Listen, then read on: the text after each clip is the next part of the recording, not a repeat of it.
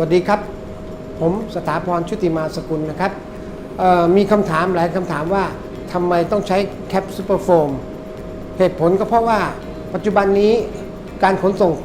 ปูนซีเมนต์ที่เป็นสร้างปัญหาให้กับ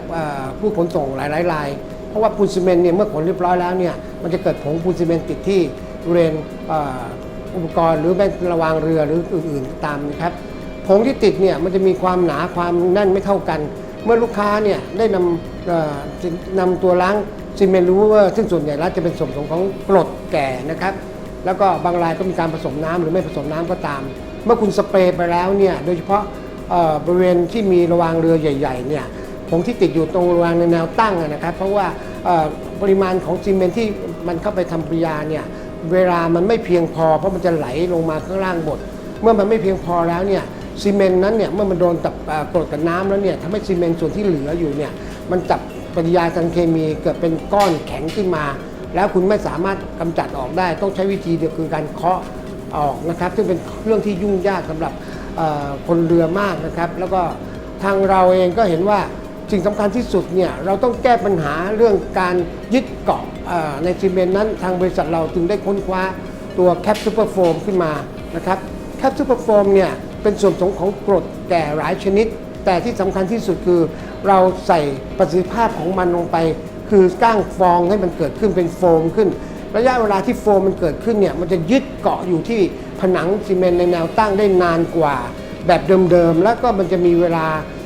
ในการทำปฏิกิริยากับซีเมนต์ได้ดีกว่าและหมดขึ้นแล้วมันจะไม่ทำให้ซีเมนต์ส่วนที่เหลือเนี่ยไม่เกิดปฏิกิริยากับน้ำจนเป็นซีเมนต์แข็งขึ้นมาเป็นความปัญหาที่จะเกิดขึ้นทีหลังนะครับและในตัวแคปซูเปอร์โฟมเองเนี่ยมันเป็นนวัตกรรมที่เราพยายามพัฒนาขึ้นมาเพื่อให้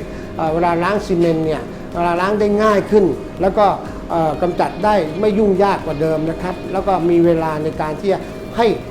มันทำปฏิกิริยากับซีเมนต์ได้นานขึ้นนะครับนอกจากนั้นแล้วเนี่ยในแคปซูลโฟมเราเองเนี่ยไม่ใช่มีแค่ตัวโฟมมิ่งที่ทำหน้าที่ให้มันยึดเกาะได้นานขึ้นแต่เรามีสาร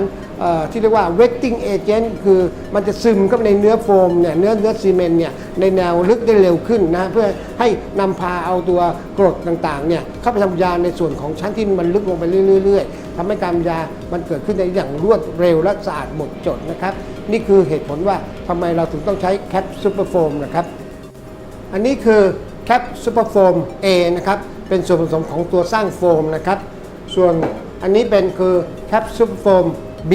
เป็นส่วนของกรดหลายชนิดและมีสารประกอบ Wetting Agent อยู่ในตัวแคปซูเปอร์โฟม B นะครับส่วนอันนี้เป็นน้ำเปล่าธรรมดาวอเตอร์นะครับขั้นตอนการผสมนะครับคุณเอาแคปซูเปอร์โฟม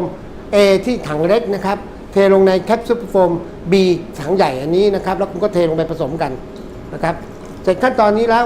คุณก็สามารถที่จะนำสารของตัวนี้เนี่ยเอาไปใช้กับเครื่องปั๊ม High Pressure ที่เป็นตัวสร้างโฟมสามารถฉีดล้างส่วนที่คุณต้องการล้างได้ทันทีเลยนะครับวิธีการป้องกันนะครับคนที่ทำหน้าที่ผสมตรงนี้หรือว่าคนที่ไปใช้งานตรงส่วนนี้นะครับจะต้องใส่อุปกรณ์ป้องกันคือ 1. ใส่แว่นตา